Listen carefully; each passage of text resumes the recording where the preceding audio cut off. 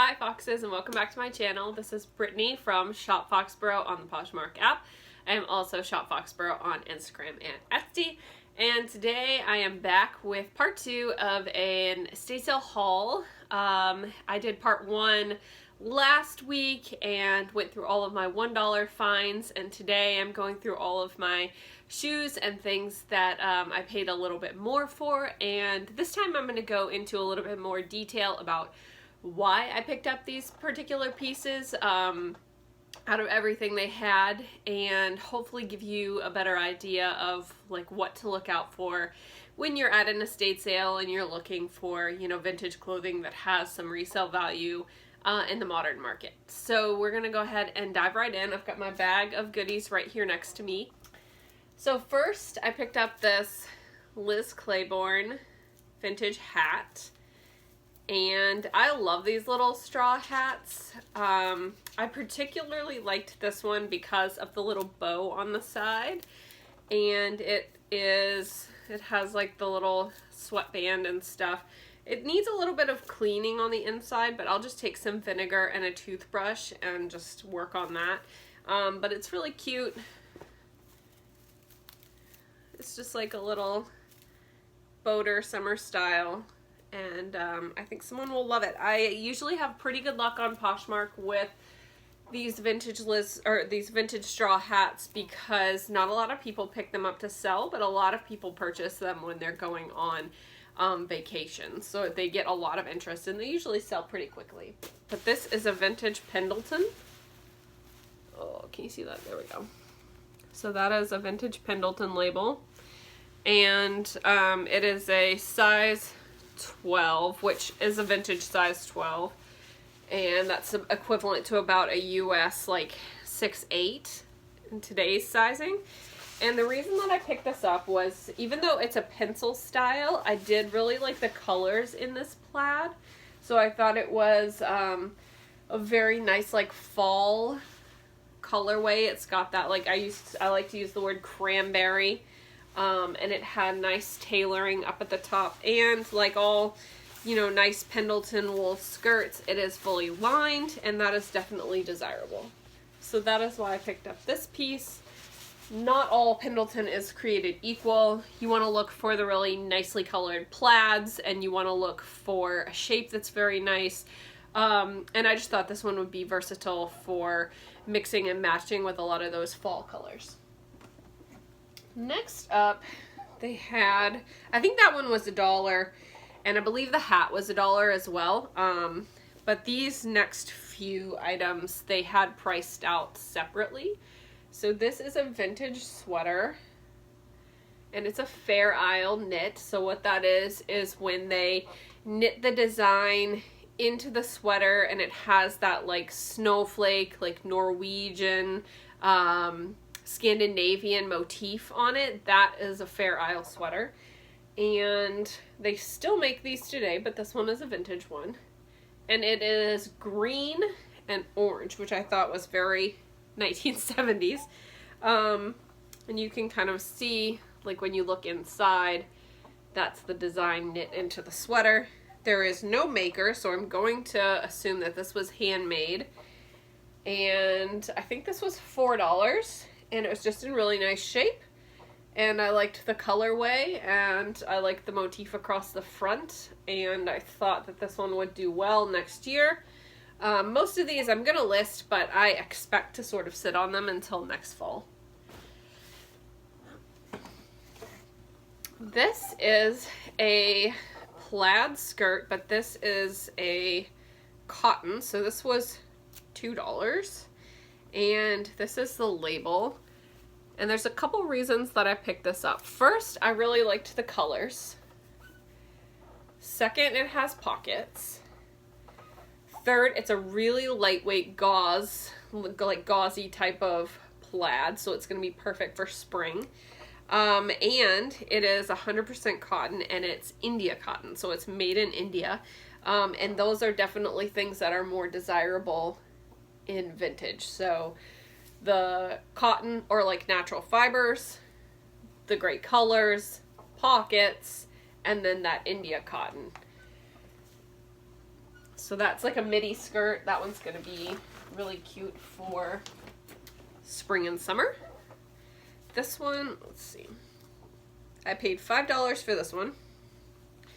Here is the label. And it does look like it's got a little spot at the back of the neck that I'm gonna need to mend. That's not really a problem. But I loved this moose motif. I live in northern country, and I find that anything with like animals on it, I really enjoy picking up. And I thought this was a pretty classic aesthetic. It's nice and slim, and I'm gonna guess it's all wool, but there's no care instructions. I'm gonna say probably 60s on this one, maybe early 70s, but I really liked that. The next one it's just a plain sweater, but it is a great blend. So it's an Angora blend. You can kind of see, like, see that fuzz there? Here, I'll hold it up to my hat so you can see it better. That is gonna be how you sort of tell that it is Angora. Like, this literally looks like there's like cat hair sticking out of it. That's not. Angora is rabbit hair. It is a desirable fiber, and this is just a very nice, like, marled gray knit. It has the quarter zip at the back of the neck. The brand is Cabriole, which I have not heard of, but I will look up. And it's just a very nice knit, and it's soft. I can't personally wear mohair or Angora because I find it to be itchy on my skin, but a lot of people do love it, and this is a particularly soft version. So I was willing to pay $4 for that. Next up is one thing I got for myself. I paid $9 for this little guy. He is a brass rabbit, and I just loved him. I saw him in the photos that they posted online, and I really wanted him, so when no one had snatched him up, I grabbed him. He is going to go on my mantle. I have like a brass, like, little vignette, I guess you could call it, there on the mantle, and he is going to fit right in. I love him. Or, I guess her. Just nice, like, pattern. Very floral, woodlandy. So I was very excited to get that. Next up, let's see. This is a beret. This was $3. Again, it's like a fuzzier knit.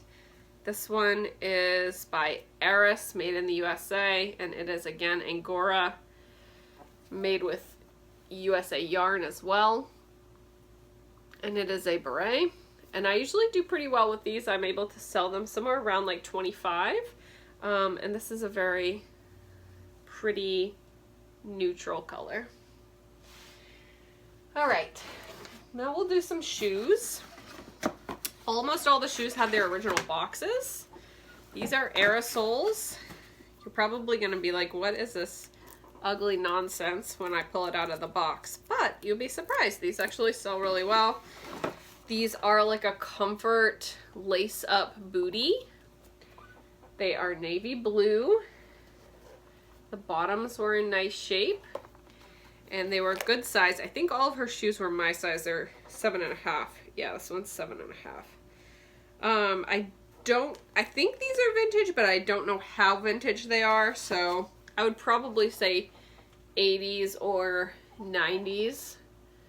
But these actually sell really well to the hipsters. They look really cute with like cuffed pants during the fall. And the next pair, these are Amalfi, yep, and Italian made. And these are just like kind of fun. They definitely have that like 70s like wingtip brogue look to them. The soles need to be cleaned up a bit, but I just thought these were really cool. Kind of classic shoe. Here is the box.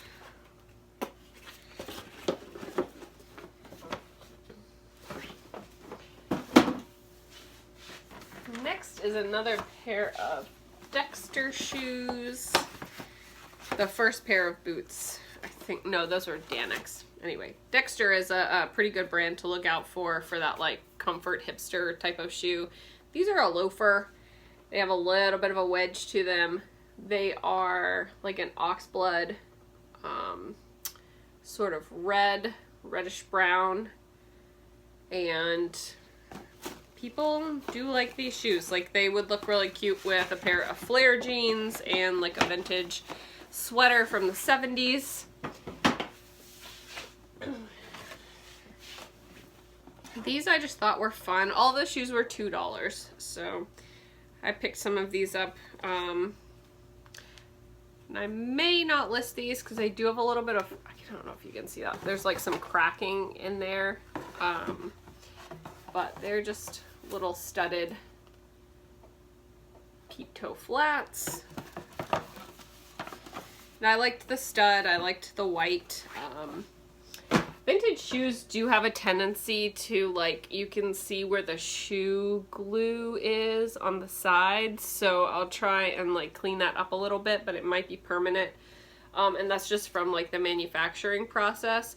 Most people who wear vintage shoes don't need them to be in perfect condition, but just be aware if you see that on the side, or if you're kind of particular about that sort of thing, to check before you buy them. These are vintage 9 West. All of these shoes need to be cleaned up because they have been stored for a long time.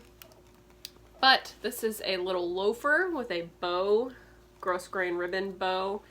It has a short wedge. It's like a patent. And I just thought these were really cute and classic. There is the vintage 9 West label inside. And vintage 9 West actually does pretty well. People do seek it out, and it commands a decent profit.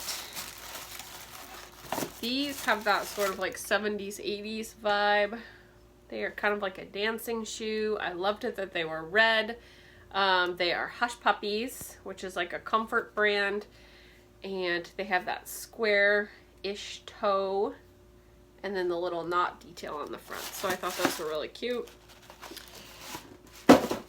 If I wore heels, honestly, I would keep those because I'm looking for a red shoe, but I don't really wear heels anymore, so I will be selling them.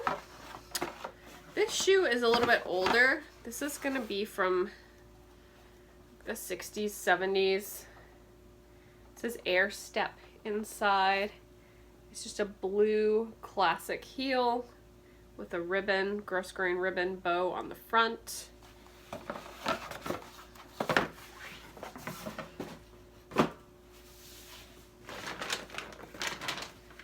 Vintage shoes are honestly getting harder and harder to find. So when you are able to find them, I do like to pick them up. These are from the 80s. They're a gold, like, faux snakeskin loafer with a low heel. And again, these do need to be like cleaned up. You can see some like spotting on them, but I'll take some leather lotion to them and then sort of nurture them with Dr. Brown's Wonder Balsam and see what happens. And then the ones that come back to life I will list, and the ones that don't come back to life I will probably either throw away or redonate depending on their wearability. These needed some major love, and I do mean that. But they are a nice like brogue style heel. They have that very faint wingtip. They are from like the 60s or the 70s. Again, it's that, can you see that Air Step? And they have like the wooden, stacked wood heel. And these are actual, I think, either wooden or plastic heels. It's not like that leather like applique that happens now, that they it like comes off if you hit your heels together. I don't know if I'm explaining that very well, but I have another pair of boots where it's made to look like a stacked wooden heel, except it's like a fabric around the heel, and like if you accidentally kick your own heel when you're walking, it like scuffs it and rips it. And so it was all coming off, and I ended up having to donate them because I didn't like the way they looked anymore. These are fun. These are a modern shoe. MIA. They're just like a star loafer with sequins all over them. I always think it's funny what these older ladies have in their closets. All right, another hat. This is another beret. This is vintage LL Bean. It is wool. It's like a Scottish tam. It has like a little puff bobble on the top. And I thought that was really cute. And again, berets tend to do really well for me. All right, last pair of shoes. And again, all these shoes were $2. These are in nice shape. They won't need much cleaning up. They're Enzo Anglione shoes. Just like a nice classic like work loafer. And I am a sucker for this like brand of shoe. He does like really nice leather. They're 7.5. These are definitely from the 80s. And I thought they were cool. Not a lot of wear to the soles, so that was good too. All right, two things left. I picked up this bag. This was $6. It has this like perforated fleur-de-lis, and normally I wouldn't pick up a bag like this, except it has a nice strap, so you can sort of like throw it over, and I liked the magnetic closure, and it was nice and clean inside and open, so I went ahead and picked that up. And let's see, it is Filene's. So around here, Boston area, was a store called Filene's Basement. It's not open anymore. But it had been around since like the 60s, 70s.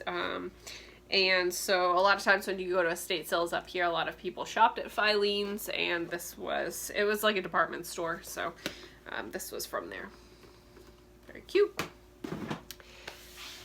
And the last thing I got, I don't know how the lady missed this, who like went through and pilfered all the dresses, but she skipped out on this one.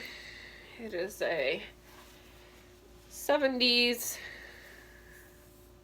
hostess maxi dress.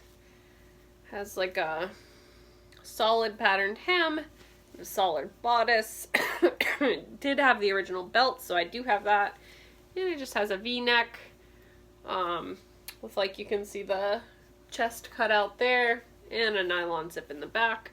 This was $6, which is good. I would be happy paying that at a thrift store. And that is what I got at this estate sale. So let me know what your favorite piece was from this portion of the haul, and then go ahead and go watch my $1 haul. Let me know what you think about those pieces. I have already sold, I think, 1 or 2 things from that haul, so it's always fun to see what goes first, and I can't wait to see what happens when I list these in February, even though most of them are sweaters.